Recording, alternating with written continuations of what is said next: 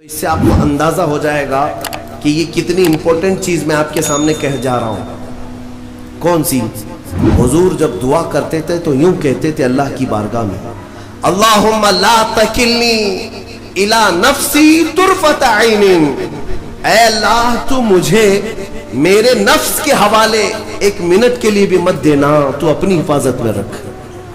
حضور جب یہ دعا کرتے تھے کہ مجھے میرے نفس کے حوالے ایک منٹ کے لیے، طرفت عین کہتے ہیں پلک جھپکنے کے برابر، اتنے ٹائم کے لیے بھی اے اللہ تو مجھے میرے نفس کے حوالے مت کرنا، تو اپنی حفاظت میں رکھ۔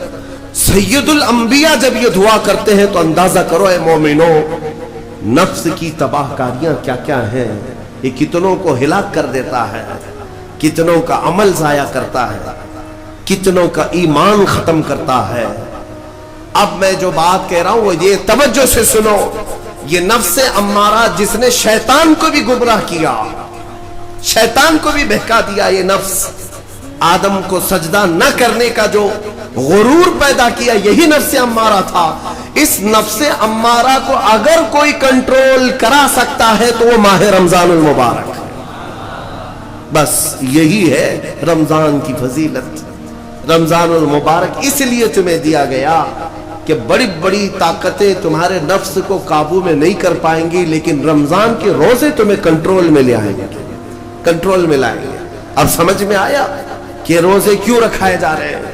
ارے گرمیوں کی شدت ہے، ادھر حلق سوکھا جا رہا ہے، پیٹ پیٹ سے لگ جاتا ہے۔ ان لوگوں کو پوچھو روزہ کیسا ہوتا ہے جو مزدوری کرتے ہیں، ان لوگوں سے پوچھو جو دن بھر کام کاج کرتے ہیں۔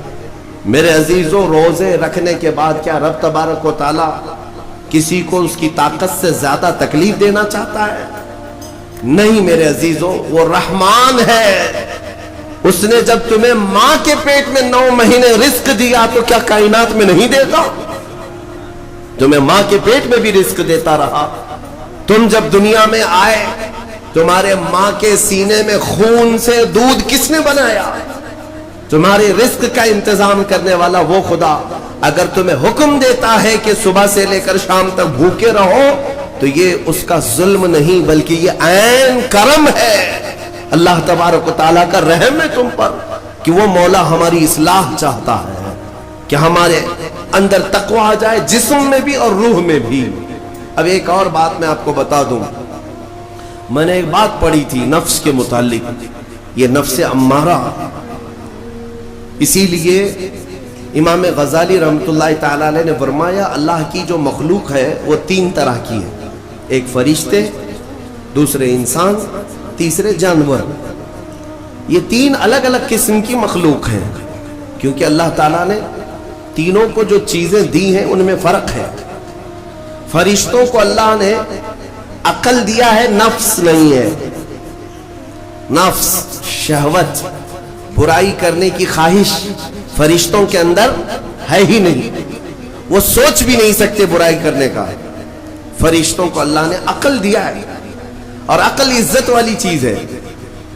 اور جانوروں کو اللہ نے نفس دیا ہے، عقل نہیں،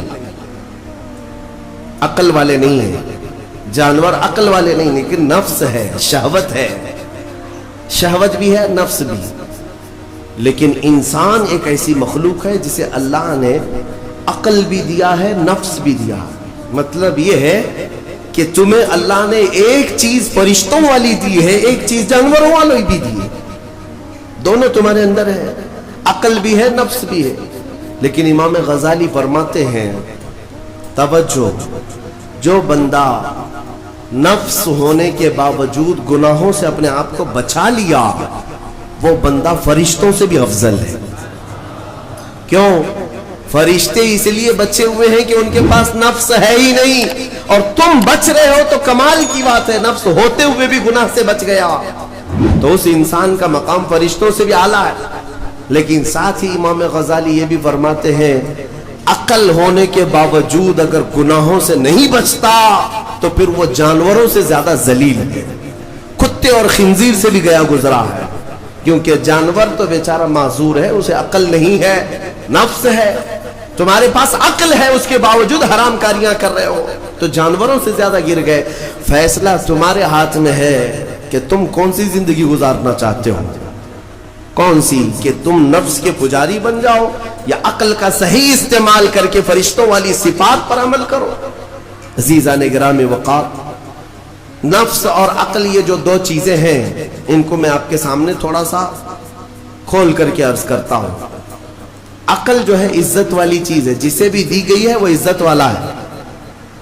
کیوں عزت والی ہے یہ عقل؟ پوری دنیا میں عقل کا ہی تو کمال ہے۔ جس کے پاس عقل ہے وہ بادشاہ ہے، جس کے پاس عقل ہے وہ لوگوں کو ہانکتا ہے، پوری دنیا کو ادھر سے ادھر کر سکتا ہے۔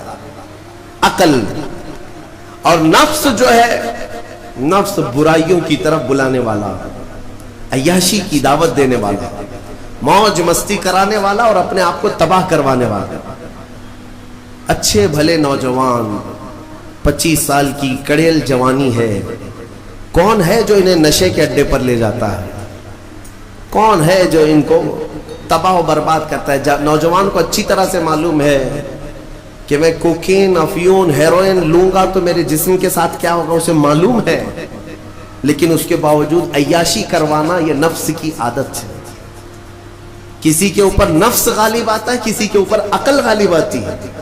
عقل جس کے اوپر غالب آ گئی وہ اچھا آدمی ہے، نفس جس کے اوپر غالب آ گیا وہ شیطان کا پجاری ہو گیا، نفس کی سننے والا۔ اب یہ دونوں جو چیزیں ہیں میں بتاتا ہوں آپ کو۔ روایت میں ملتا ہے کہ جب اللہ نے عقل کو بھی پیدا کیا اور نفس کو بھی پیدا کیا تو اپنے سامنے حاضر کیا، عقل سے پوچھا کہ اے عقل بتا میں کون ہوں اور تو کون ہے؟ عقل نے کہا یا ربی انا عبدک وانت ربی، اے اللہ میں تیرا بندہ ہوں اور تو میرا رب ہے۔ عقل نے کیا کہا؟ میں تیرا بندہ ہوں اور تو میرا رب ہے۔ اللہ نے عزت سے نوازا، اقرار کیا نا بندہ ہونے کا، عقل نے اقرار کیا۔ پھر نفس کو بلایا، نفس سے پوچھا بتا میں کون ہوں اور تو کون ہے؟ نفس نے کہا انت انت انا انا، تو ہے میں ہوں۔ یہ غرور تھا نفس کے اندر، یہ گھمنڈ تھا نفس کے اندر کہ میں ہوں۔ نفس جس کے اندر غالب آتا ہے وہ آج بھی یہی کرتا ہے، میں ہوں، کسی کے سامنے کیا جھکنا ہے۔ تو حکم ہوا کہ اس نفس کو 100 سال جلایا جائے، 100 سال جلایا گیا، اس کو عذاب دیا گیا نفس کو۔ 100 سال بھگتنے کے بعد، آگ کی تپش بھگتنے کے بعد اسے پھر لایا گیا نفس کو۔ اللہ تعالیٰ نے پوچھا اے نفس بتا میں کون ہوں اور تو کون ہے؟ نفس نے کہا انت انت انا انا، تو ہے میں ہوں۔ غرور نہیں ٹوٹا، گھمنڈ نہیں ٹوٹا۔ حکم ہوا اللہ کی طرف سے فرشتوں کو، اس نفس کو اب 100 سال تک بھوکا اور پیاسا رکھا جائے، کوئی چیز نہ دی جائے۔ اسے سخت سزا دی گئی، بھوک اور پیاس کی نفس کو کوئی چیز نہیں دی گئی۔ 100 سال کے بعد پھر اس کو حاضر کیا گیا، پوچھا گیا بتا کون ہوں میں؟ نفس نے کہا اے اللہ تو میرا خدا ہے، میں تیرا بندہ ہوں۔ فرمایا بزرگوں نے کہ نفس کو اگر کوئی جھکا سکتا ہے تو وہ بھوک ہے، اسی لیے مولا نے رمضان کے روزے تم پر فرض فرمایا۔ نفس کو جھکا سکتے ہو، نفس کو کنٹرول میں لا سکتے ہو تو بھوک کے ذریعے سے۔ ہاں یہ بھوک اور پیاس یوں ہی نہیں دی گئی۔